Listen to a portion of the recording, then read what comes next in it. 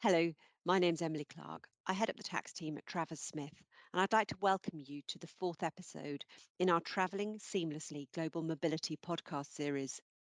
In this series, members of the Travers Smith Global Mobility team will talk to you about the implications of moving your people and operations into and out of different countries, and also discuss situations where members of your team may need to work in more than one country. In this episode, Hannah Manning and Tom Margesson will be talking about when an employee working remotely from abroad can create a taxable presence for their employer. This is such a hot topic. The COVID-19 pandemic has accelerated the trend towards remote working, with increasing numbers of employees requesting the right to work from home for some or all of their working week. An ability to offer that flexible working arrangement is seen as a key commercial differentiator for many employers in today's highly competitive labour market. But for those employers with a global workforce, requests from employees to work remotely from overseas can create particular tax challenges. And one such challenge is whether the employee's presence in that overseas jurisdiction can create a taxable presence of the employer, sometimes referred to as a permanent establishment. Hannah and Tom will explain the circumstances in which the employee working overseas could create a taxable presence and will give you some practical guidelines on how to assess the risk for your business.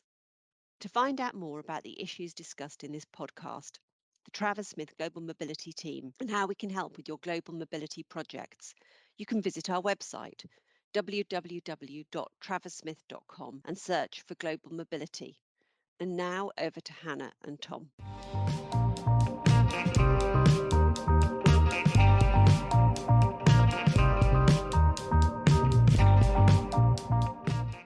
Hi, everyone, and thanks for joining us for the fourth Travelling Seamlessly podcast. I'm Hannah Manning, a tax partner at Travers Smith. And I'm Tom Margesson, one of the associates in the tax team. Today, Hannah and I are planning to discuss when an employee working remotely for a UK business from abroad might create a taxable presence for their employer overseas. Hannah, before we kick off, could you give us a typical example to work from? Okay, so let's say that a UK-based pharmaceuticals company is looking to hire a new research and development executive. The company identifies a suitably qualified candidate, but they currently live and work outside the UK. So the candidate requests to work remotely from their home jurisdiction 3 days a week, travelling to the UK for the remainder of the week.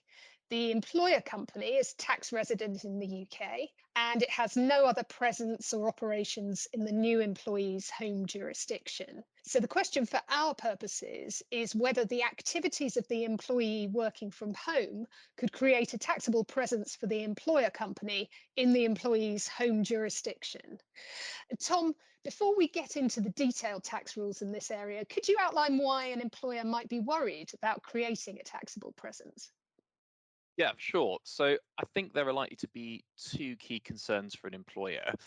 First is the existence of a taxable presence in the employer's home jurisdiction would likely give rise to a tax filing obligation in that jurisdiction for the employer.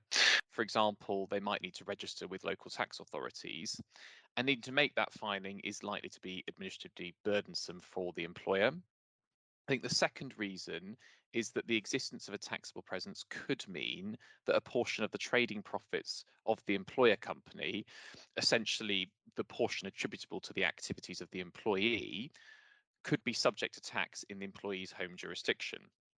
And depending on whether the employer company is profit making and the applicable local tax rates, this could increase the employer's effective tax rate. It would also create a further administrative burden for the employer in having to calculate the profit attributable to the taxable presence and then in paying over the correct amount of tax. I think it's also worth noting, though, that the creation of a taxable presence isn't inherently a bad thing for employers, particularly where the employer is looking to move into the local market in future and start genuine business activity. What can be more problematic, though, is the situation where the employer would not have any particular connection with a jurisdiction, but for having an employee working remotely there, and where the risk of creating a taxable presence overseas is essentially a side effect of other policies, for example, a wish to give employees more flexibility in working outside the office. In either scenario, The most important thing for employers is probably having a degree of certainty over the status of their employees.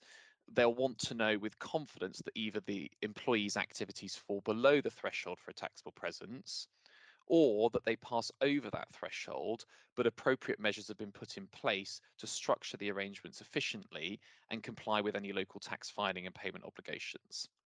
Hannah, could you outline for our listeners the circumstances in which non-resident companies will be treated as having a taxable presence in an overseas jurisdiction? Yes, sure. So, under international tax principles, a company that's resident in one jurisdiction will generally only have a taxable presence in another jurisdiction if it's trading in that other jurisdiction through a permanent establishment, or PE for short. A non-resident company will generally be treated as having a permanent establishment in a jurisdiction in two main circumstances. So circumstance one, where a PE could exist, is where the non-resident company has a fixed place of business in the jurisdiction through which its business is wholly or partly carried on. And that's referred to as a fixed place of business PE. And in essence, what it's looking to is whether there's a physical trading presence in that jurisdiction. The second circumstance in which a PE could be created is where an agent of the company has and habitually exercises in that jurisdiction authority to do business on behalf of the non-resident company. And that's referred to as a dependent agent PE. And that essentially is looking to whether that dependent agent, that person, is regularly signing contracts on behalf of the non-resident company. There's an exception, I should say, to that definition of PE for an independent agent, which we'll come to and discuss in further detail later. There's also a general exemption from both PE definitions for activity that's auxiliary or preparatory in character. Hannah, just to stop you there, you mentioned that this is the position under international tax principles. What do you mean by that? So that's a good point to flag to our listeners. The starting point when considering whether a company might have a taxable presence in a jurisdiction is to consider the specific tax rules under that jurisdiction's domestic tax code. Each jurisdiction will usually have its own bespoke rules. So, for example, the UK has a special set of domestic tax rules that set out when a non-resident company could be liable for UK corporation tax. However, in most cases, the domestic rules in a jurisdiction aren't the end of the story, because that jurisdiction may have entered into a bilateral double tax treaty with the jurisdiction in which the company is tax resident. And importantly, if a double tax treaty has been entered into, it generally overrides domestic law.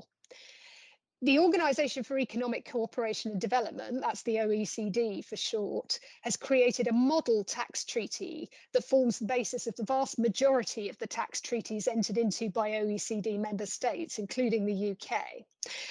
And importantly, the OECD model treaty includes a permanent establishment threshold along the lines that I've just outlined, which means that where two jurisdictions have entered into a double tax treaty on OECD terms, a non-resident company should generally only be liable for tax in a jurisdiction where the company is trading through a permanent establishment, regardless of its domestic law position.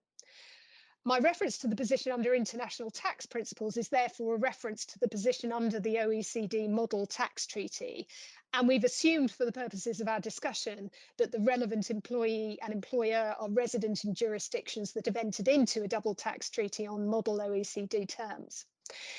Whilst the position under international tax principles is likely to give a reasonable steer on the existence of a foreign permanent establishment, in practice, employers should always seek specialist advice in the jurisdiction concerned. This is because there may be local differences in interpretation of the OECD model treaty and the accompanying guidance. And because even if there's no permanent establishment on OECD principles, a lower threshold might apply for the purposes of tax registration or filing requirements.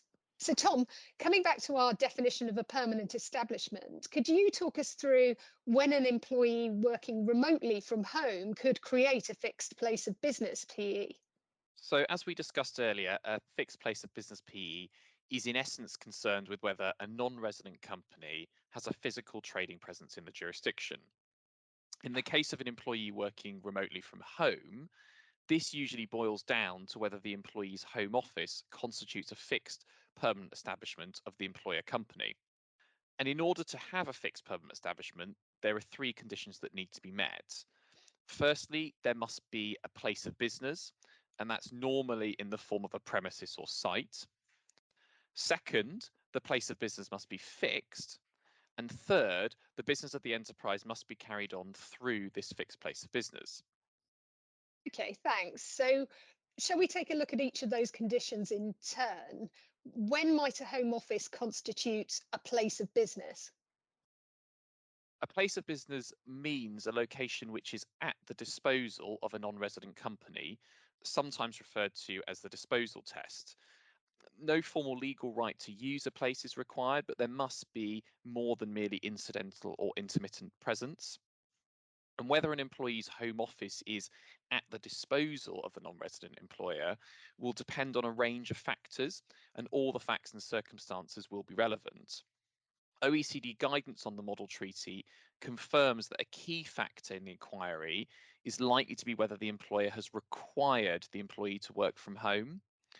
Evidence of an employee being required to work from home would include an employer not providing an office to the employee for use in circumstances where the nature of the employee's employment clearly relies on an office. So in our example of a newly hired R&D executive, were the employer not to provide the employee with an office in the UK to work from when they return to London, that is likely to be strong evidence of a requirement to work from home, and therefore that the employee's home office is at the disposal of the UK employer. Whilst this requirement test is important when considering whether or not an employee's home office is at the disposal of their employer, other factors will also be relevant to the inquiry, and these factors generally look to whether the employer has the effective power to use the home office and the extent of presence of the employer at the employee's home. Examples of these factors might include some of the following. So, whether a business meetings with third parties or other employees are held at the home office. Here we mean actual physical work meetings. Whether the home office address is provided to third parties to enable them to correspond with the employer. Whether a proportion of the expenses of the home office are paid by the employer.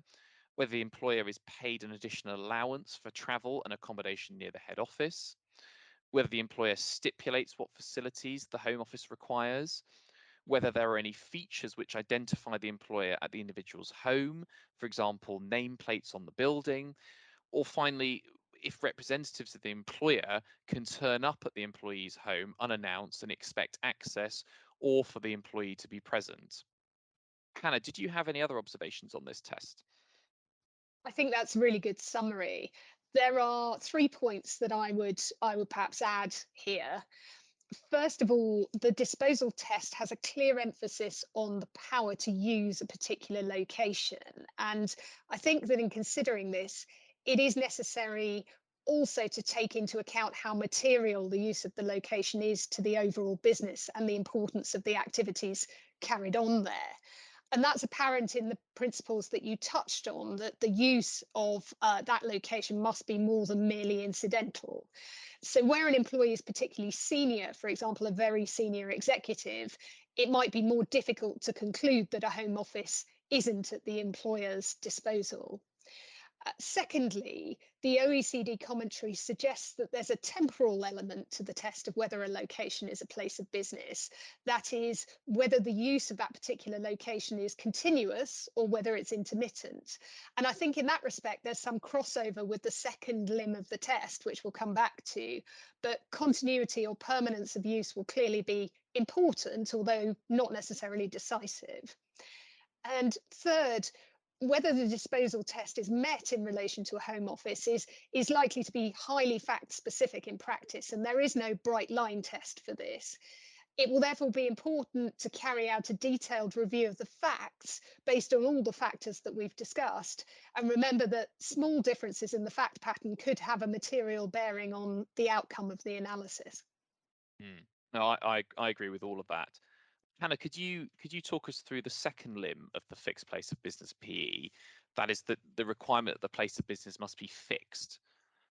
Yes. So for a place of business to be fixed, as you would expect, it must be established at a distinct geographic place and it must also have a certain degree of permanence. So in the case of a home office, the geographic limit of this test is likely to be met because the employee's home will be at a fixed location. In considering whether the Home Office has a sufficient degree of permanence, the OECD guidance generally uses a 6-month yardstick. So, where the business has been maintained for a period longer than 6 months, that will be considered to be sufficiently permanent.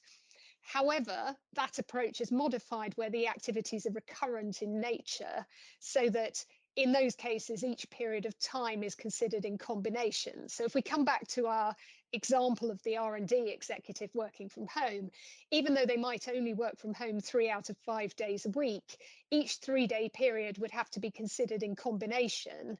And as a result, taking that alongside the indefinite nature of the arrangement, it's likely to mean that the 6-month yardstick is satisfied. Mm. And I suppose it's perhaps worth pausing here to note that this permanent test was an important reason why temporary working arrangements during the COVID-19 pandemic were unlikely to give rise to permanent establishment issues for businesses. In the majority of cases, home working arrangements were a temporary arrangement implemented in response to the COVID-19 pandemic and therefore lacked the degree of permanence and continuity to constitute a fixed place of business. Equally, though, where those COVID-19 working patterns have persisted post-COVID, it's likely that the arrangements may have acquired the requisite degree of permanence, and there is a risk that it may have tipped into a taxable presence. Yes, that's absolutely right. So, Tom, could you talk us through the final condition? That is, whether the business of the employer is carried on through the permanent establishment.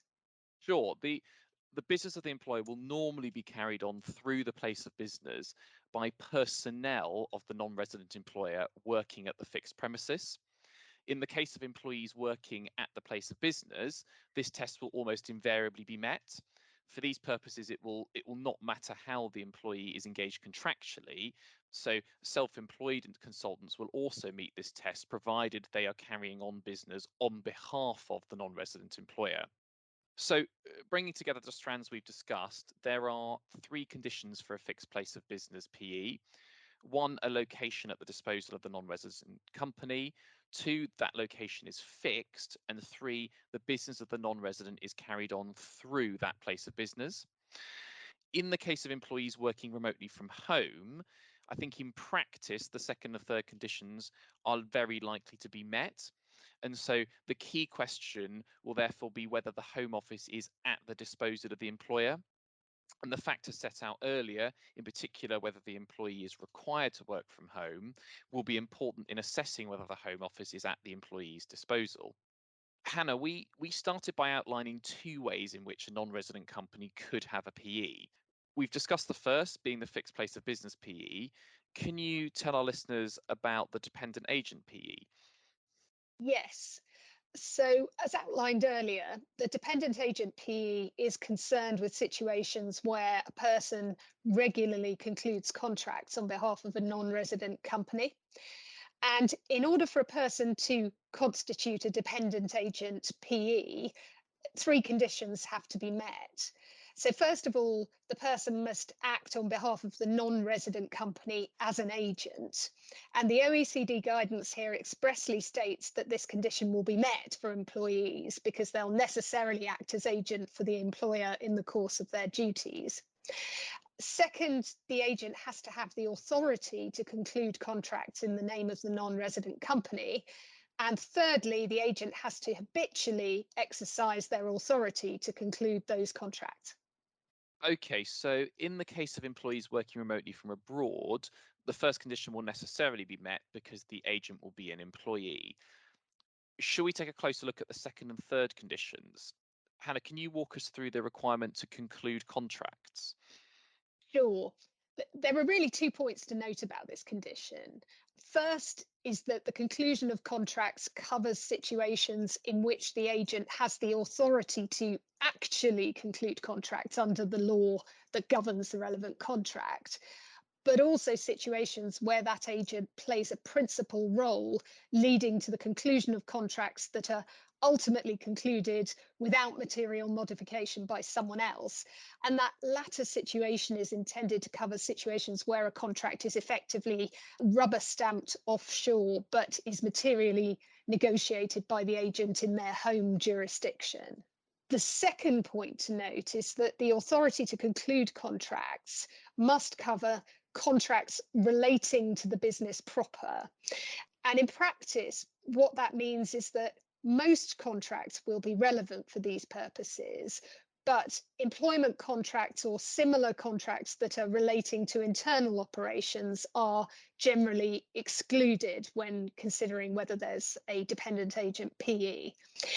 What's slightly less clear, however, is whether external contracts with parties other than the employer's ultimate customers will similarly be excluded and not taken into account for the purposes of this test. So, Tom, what about the last condition that the conclusion of contracts is habitual? What does that mean? There's no precise definition of habitual for these purposes. The extent and frequency of the activity necessary to say that an agent is habitually exercising contracting authority will depend on the nature of the contract and the business of the non-resident company.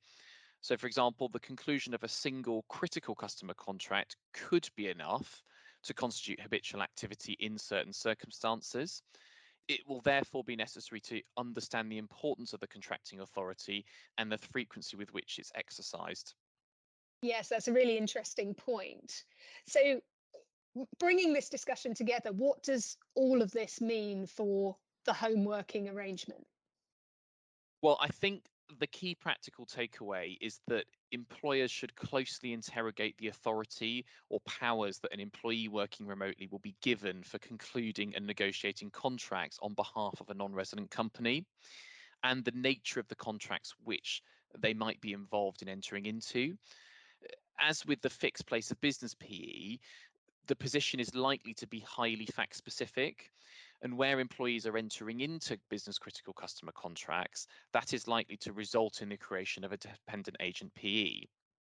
However, in many cases, an employee's activity might fall below the threshold for the formal conclusion or execution of contracts, making a close analysis of the facts and the individual's role in negotiations particularly important. I think the other point to note is that unlike the fixed place of business PE, in practice, it may be possible to put in place governance arrangements to mitigate the risk that employees working overseas are treated as habitually concluding contracts. For example, by ensuring that contracts entered into by the employer are negotiated and concluded by personnel in the employer's jurisdiction of residence. And in certain circumstances, and subject to the facts, this might be sufficient to reach the conclusion that a particular employee does not create a dependent agent PE. It's also worth noting that there is a specific exclusion from the definition of a dependent agent PE for agents of independent status. This is intended to cover an agent who is independent of the non-resident company, both legally and economically, and who acts in the ordinary course of his business. This exclusion would not be available in the case of employees, but it may be helpful in situations where a non-resident company engages an independent contractor or a genuine third-party professional. So, Hannah, before we conclude, was there anything else that you wanted to add to what we've said so far? The only point I wanted to come back to is that there's an exclusion from both the fixed place of business and the dependent agent PE tests for activity that is auxiliary or preparatory in character. And for that test to be met, the activity must either be carried on in contemplation of the non-resident's main business activity or in support of that activity. Now, in practice, this is likely to be a relatively low bar to meet, and it's really intended to capture very early stage business activity, such as undertaking initial market research into particular jurisdictions. In the case of longer term home working arrangements, where the functions of the employee are quite integral to the business. It's therefore highly unlikely that this exclusion would be met, but it's possible that in certain factual scenarios, you could fall within this exemption. So worth considering on the fact. Thank you, Hannah. I think that's probably all we've got time for today. I hope you've enjoyed our introduction to some of the issues to think about when considering whether an employee working remotely from abroad could create a taxable presence for their employer. Thank you, Tom. And do check out our later episodes in our Travelling Seamlessly series for more detail on some of the issues discussed today, as well as other hot topics in the global mobility space.